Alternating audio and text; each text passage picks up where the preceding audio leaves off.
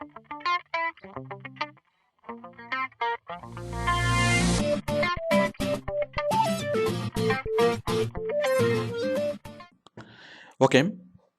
তো আমরা এখন বুঝবো ফরেক্স।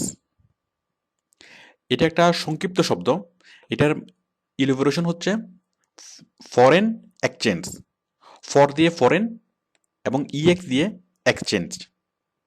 ফরেন এক্সচেঞ্জ মানে বৈদেশিক মুদ্রা বিনিময় অথবা বৈদেশিক মুদ্রা বেচাকেনা। তো বৈদেশিক মুদ্রা বেচাকেনা কেন করতে হবে? দেখুন, আমরা মাঝে মধ্যে শুনি যে ডলারের দাম বেড়েছে অথবা ডলারের দাম কমেছে। এভাবে সব ধরনের ফরেন কারেন্সির দাম ফ্লাকচুয়েট করে। তো যখন ফরেন কারেন্সির দাম কম থাকে তখন কম দামে ফরেন কারেন্সি কিনে যদি আপনি স্টক করে রাখতে পারেন, যখনই সে কারেন্সির দাম বাড়বে তখন সেটা আপনি সেল করে প্রফিট মেক করতে পারেন। মনে করুন এখন ইউএস ডলারের দাম হচ্ছে 75 টাকা করে সাপোজ। তো আপনি 10 লাখ টাকার ইউএস ডলার কিনলেন 75 টাকা করে। তো এরপরে 1 মাস পরে যদি এটার দাম বেড়ে 80 টাকা করে হয়ে যায়, তাহলে আপনি সেটাকে কত সেল করতে পারবেন? ওই 10 লাখ টাকার ইউএস ডলার যদি আপনি সেল করেন, আপনি হয়তো অনেক বেশি পরিমাণে প্রফিট করতে পারবেন। 75 টাকা করে কিনবেন এবং 80 টাকা করে সেল করবেন, এবং মাঝখানে একটা হচ্ছে আপনার প্রফিট। তো এটাই হচ্ছে ফরেন এক্সচেঞ্জ ট্রেডিং অথবা ফরেক্স ট্রেডিং অথবা ফরেক্স বিজনেস। ফরেক্স আউটসোর্সিং না, it's a business as like our share market. আমাদের শেয়ার মার্কেটে যেরকম ইনভেস্টররা কি করে, শেয়ার কিনে স্টক করে রাখে, এবং যখনই সেই শেয়ারের দাম বাড়ে তখন সেই শেয়ারটা সেল করে প্রফিট গেইন করে। আমাদের সেকেন্ডারি শেয়ার মার্কেট এটা সেরকমই। তাহলে ফরেন এক্সচেঞ্জ হচ্ছে অথবা ফরেক্স হচ্ছে আমাদের শেয়ার মার্কেটের মতোই। জাস্ট আমরা শেয়ার মার্কেটে শেয়ার কিনে বিক্রি করি, আর ফরেক্সে আমরা ডলার অথবা যে কোনো বৈদেশিক মুদ্রা কিনে স্টক করব এবং যখনই দাম বাড়বে তখনই সেল করব এবং এভাবেই প্রফিট গেইন করব। এটাই ফরেক্স। তো শেয়ার মার্কেটটা বেসিক্যালি কি, ডলার কেনা বেচা। Not only dollar, but you can buy and sell every foreign currency as like yen, pound, then franc, rouble, যে কোনো ধরনের ফরেন কারেন্সি আপনি কিনে স্টক করে রাখতে পারবেন এবং পরবর্তীতে দাম বাড়লে বিক্রি করতে পারবেন। ওকে, তো আমাদের শেয়ার মার্কেটে যেরকম মাঝখানে একটা মিডিয়া আছে, ব্রোকারেজ হাউস। আপনি যখন কোনো শেয়ার কিনেন সে ব্রোকারেজ হাউস থেকে কিনেন, এবং যখন কোনো শেয়ার সেল করেন সে ব্রোকারেজ হাউসে গিয়েই সেল করেন। It's a media between buyer and seller. ঠিক তেমনি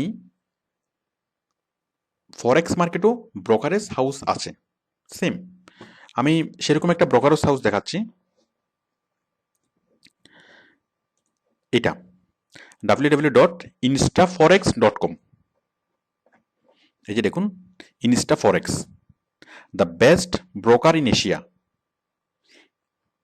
তো সারা পৃথিবীতে এরকম অনেকগুলো ব্রোকারেজ হাউস আছে, তার মধ্যে এশিয়াতে সবচেয়ে বেশি চলে হচ্ছে এটা, ইনস্টা ফরেক্স। তো ওরা কি করে, ওরা হচ্ছে ব্রোকার। আপনি যদি ফরেন কারেন্সি কিনতে চান তাদের কাছ থেকে কিনতে পারবেন, আবার যদি বিক্রি করতে চান তাদের কাছেই বিক্রি করতে পারবেন। It's a media between buyer and seller. দেখুন, এই যে about Insta Forex, for beginners, for traders, for forex services, এখান থেকে আপনি মোটামুটি সাইটটা দেখলে ফরেক্স সম্পর্কে আরও অনেক কিছু বুঝবেন। এরপর ডান পাশে দেখুন, এই যে ফরেক্স অ্যানালাইসিস, ফরেক্স ডেমো অ্যাকাউন্ট, ফরেক্স ক্যালকুলেটর, ফরেক্স ইন্ডিকেটরস, আরও অনেক কিছু আছে। তো দেখুন ফরেক্স ইন্ডিকেটরস, আমি এখানে ক্লিক করছি। এখানে ক্লিক করলে এই পেজটা খুলবে। এই যে বিভিন্ন কখন দাম উঠবে কখন দাম কমছে এগুলা গ্রাফ করে দেখানো আছে, ঠিক আমাদের শেয়ার মার্কেটের মতো। কিন্তু শেয়ার মার্কেট খুবই রিস্কি বিজনেস, খুব হাই রিস্কি বিজনেস। কেন? কারণ এখানে আপনি যদি আম, আপনার টাকাটা একদম পুরোপুরি বেনিশ হয়ে যেতে পারে। মানে আপনি যদি অল্প টাকা নিয়ে নামেন, কম টাকা দিয়ে যদি নামেন, আপনার টাকাটা পুরোপুরি বেনিশ হয়ে যাবে, এক টাকাও থাকবে না। আর যদি আপনি বেশি টাকা নিয়ে নামেন, সেক্ষেত্রে আপনাকে প্রচুর স্টাডি করতে হবে। যাই হোক, আহ, আমি প্রথমটা বোঝাচ্ছি যে কম টাকা নিয়ে নামলে পুরোপুরি বেনিশ হয়ে যাবে। এটা কেন? বিষয়টা একটু মিস্টেরিয়াস মনে হতে পারে, যে আমরা যে কোনো বিজনেসে ক্ষেত্রে যেটা দেখি যে লস যদি হয়, সেক্ষেত্রে আমার ক্যাপিটালটা হয়তো অর্ধেক হয়ে যাবে অথবা তার চেয়েও কমে যেতে পারে, কিন্তু একেবারে মানে কিছু না কিছুতে থাকবে, বেনিশ তো হবে না। বাট ফরেক্স মার্কেটে বেনিশ হয়ে যাবে। মনে করুন আপনি স্টক মার্কেটে বাংলাদেশের শেয়ার বাজার থেকে আপনি কোনো একটা শেয়ার কিনলেন, 10 লাখ টাকার শেয়ার কিনলেন।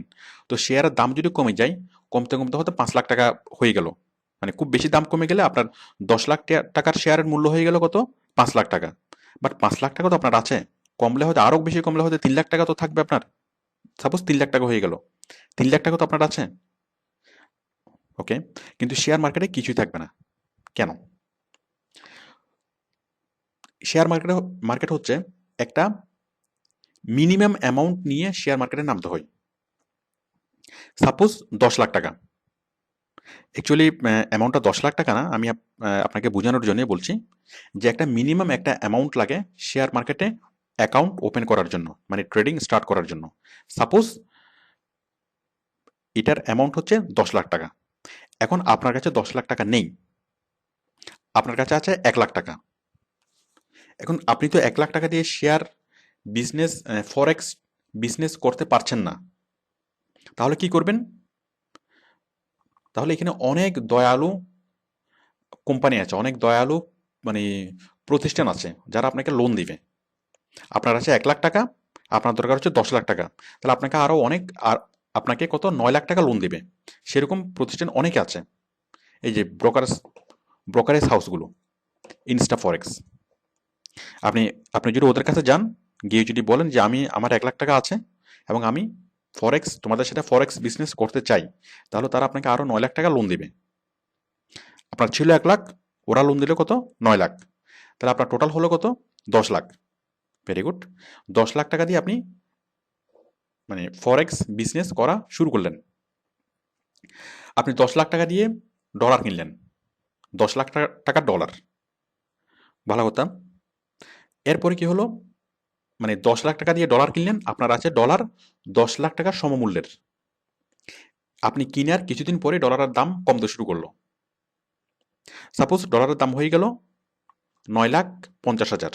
মানে আপনার কাছে এখন যে পরিমাণ ডলার আছে, সেই যে আপনি যদি সেটা এই মুহূর্তে সেল করেন, তাহলে আপনি পাবেন 9,50,000 টাকা।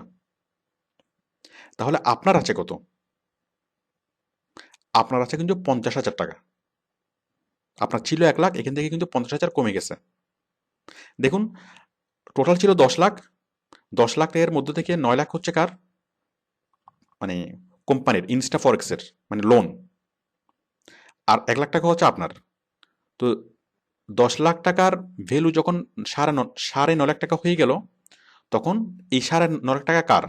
এর মধ্যে 9 লাখ টাকা হচ্ছে আপনার ফরেক্স, ওই যে যেটা লোন, আর 50,000 টাকা হচ্ছে আপনার। Very good. এরপরে এই 9,50,000 টাকার শেয়ার আরও দাম কমতে শুরু করলো। মানে 9,50,000 টাকার যে কারেন্সি অথবা ডলারের দাম আরও কমতে শুরু করলো। তো কমতে কমতে যখনই 9 লাখ টাকা ক্রস করবে অথবা 9 লাখ টাকা বরাবর হয়ে যাবে, তখনই আপনার অ্যাকাউন্ট স্টপ হয়ে যাবে। এখন আপনার সব লেনদেন স্টপ, মানে আপনার আর কোনো টাকা নাই। কারণ শেয়ার মার্কেট ব্রোকারেজ হাউসের কাছ থেকে, অর্থাৎ ইনস্টা ফরেক্সের কাছ থেকে আপনি লোন পেয়েছিলেন কত? 9 লাখ টাকা। তো সুতরাং যখনই সেই 9 লাখ টাকা লেভেল চলে আসবে অথবা 9 লাখ টাকা নিচে নেমে যাওয়ার সম্ভাবনা আছে, তখনই ইনস্টা ফরেক্স সেটা অ্যাকাউন্টে স্টপ করে দিবে, কারণ সে লস দিতে রাজি না। তো সুতরাং আপনার 1 লাখ টাকা ছিল, সে 1 লাখ টাকা পুরোটাই বেনিশ। তো পরবর্তীতে যে আপনি বিজনেস করে সেটা রিকভারি করবেন অথবা সেই টাকাটা মেকআপ করবেন, সেটাও সম্ভব না। কারণ পরবর্তীতে সেই কারেন্সির দাম বাড়তে পারে, যেটার দাম কমে গেল পরবর্তীতে সেটা হয়তো বাড়বে, কিন্তু সেই সুফলটা আপনি আর পাবেন না। কারণ আপনি ওইখানে আপনার অ্যাকাউন্ট স্টপ এবং ওইখানেই আপনার সব লেনদেন শেষ এবং আপনার অ্যাকাউন্ট মানে ক্লোজ হয়ে যাবে। You are loser. তো বুঝতেই পারছেন যে কম টাকা নিয়ে যদি নামেন তাহলে সেক্ষেত্রে আপনার পুরো টাকাটাই বেনিশ হয়ে যেতে পারে। তো এই যে ব্রোকারেজ হাউসগুলো যে লোন দেয় সেই লোনটাকে ওরা বলে লেভারেজ,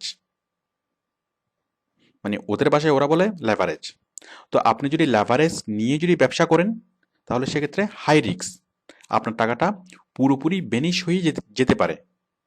বাট যদি আপনি লেভারেজ না নিয়ে বিজনেস করতে পারেন, অর্থাৎ অনেক বেশি পরিমাণ টাকা দিয়ে যদি বিজনেস করতে পারেন, তবে সেক্ষেত্রে ঝুঁকি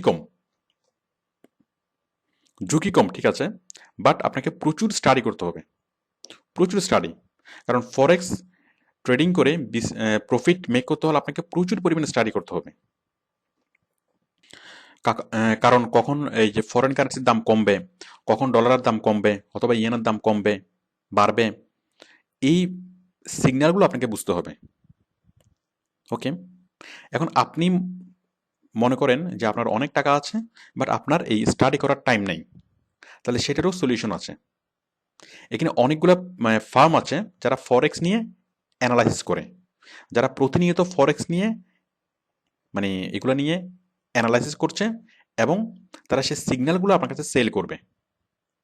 আপনি যদি সেই ফার্মগুলোর মেম্বার হন, ফরেক্স অ্যানালাইসিস ফার্ম, আপনি যদি তাদের মেম্বার হন তাহলে তারা প্রতি মাসে সেই মেম্বারশিপের জন্য আপনি কিছু পেমেন্ট ওদেরকে করতে হবে এবং তার বিনিময়ে তারা আপনাকে সিগন্যাল দিবে, মানে কোন ডলারের দাম কখন বাড়ছে অথবা কমছে, এই বিষয়গুলো আপনাকে সিগন্যাল দিবে।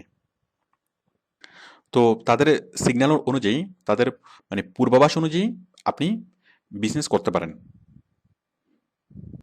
কিন্তু এখানেও সমস্যা আছে, ওদের সিগন্যাল সবসময় একুরেট হয় না। এখন আপনি ওইরকম একটা ফার্মের সিগন্যালের উপর ডিপেন্ড করে আপনি লাখ লাখ টাকা ইনভেস্ট করবেন, বিষয়টা মোটেই ওয়াইজার না। মানে আপনি যদি মোটামুটি না জানেন ফরেক্স মার্কেট সম্পর্কে, মোটামুটি স্টাডি না করেন, তাহলে ওদের ওই সিগন্যালগুলো আপনার হয়তো খুব একটা কাজে আসবে না। মানে আপনি যদি নিজে অ্যানালাইসিস করতে পারেন, নিজে অ্যানালাইসিস করার মতো পাওয়ার আপনার থাকে, তখন আপনি ওদের সিগন্যালগুলো বুঝতে পারবেন এবং ওদের মানে সিগন্যাল কোনটা অথেন্টিক না সেটা আপনি বুঝতে পারবেন। তো সেই জন্য প্রচুর স্টাডি করতেই হবে।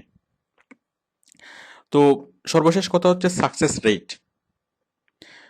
আপনি যদি আপনার আশেপাশে খোঁজ নিয়ে দেখেন যে ফরেক্স ট্রেডিং করে কতজন সফল, অ্যাকচুয়ালি আপনি দেখবেন যে 90%ই লুজার। ফরেক্স ট্রেডিং করে সফল হয়েছে, প্রফিট মেক করেছে সেরকম মানুষ খুবই কম, একদম 90%ই দেখবেন যে লুজার। আমাদের অনেক স্টুডেন্ট এরকম করেছে যে আউটসোর্সিং করে অনেক ভালো আর্নিং করেছে, ওরেক্সে এসইউর কাজ করে অনেক ভালো আর্নিং করেছে, 5 লাখ টাকা আর্নিং করেছে, করার পরে আরও বেশি তাড়াতাড়ি মানে অতি তাড়াতাড়ি বড়লোক হওয়ার আশায় তারা ফরেক্সে ইনভেস্ট করেছে এবং যা হওয়ার তাই হয়েছে, পুরোটাই ভেনিশ। তো অ্যাকচুয়ালি ফরেক্স নিয়ে বিজনেস করতে হলে আপনি আর কোনো কিছু চিন্তা করতে পারবেন না। যারা ফরেক্স বিজনেস করে তারা মানে শুধু এটা নিয়ে ভাবে, এটা ছাড়া অন্য কোনো কিছু ভাবতে পারে না। আর এটা ছাড়া অন্য কোনো কিছু যদি ভাবে তাহলে সেক্ষেত্রে নির্ঘাত তারা লস করবে। ওকে, তো আশা করি আপনি ফরেক্স সম্পর্কে বুঝেছেন, ফরেক্স কি, কীভাবে ট্রেডিং করা হয়। আম, আপনি আরও বুঝেছেন যে এটা একটা business, this is not outsourcing, it's a business. এবং আপনি আরও যেটা বুঝেছেন সেটা হচ্ছে it's a high risky business. Okay, thank you.